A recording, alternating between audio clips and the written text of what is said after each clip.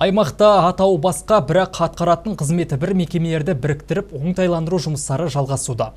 Бұл өз кезегіне Қазына қаржысын үнемделуіне сеп болмақ.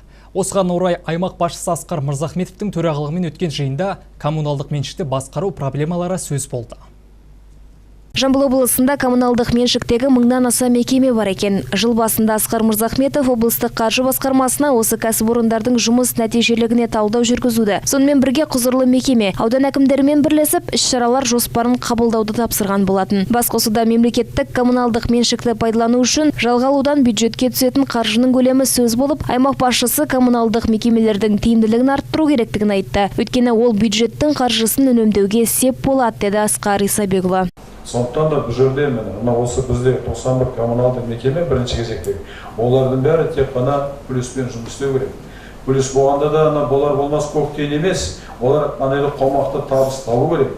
Табыс тапқаннан кейін сол табыстың есебінен бюджеттен ақша сұрамай туындап отқан проблемаларды шешуге сол қаражатты соған жаратуымыз керек.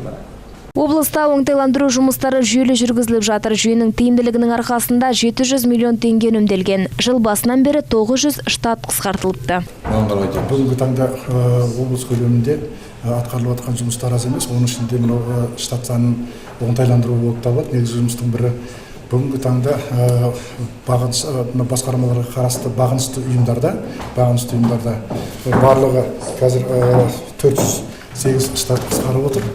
Оның қысқарған штаттан есебінен экономдалған қаржы 700 миллионның жобасында болып отыр.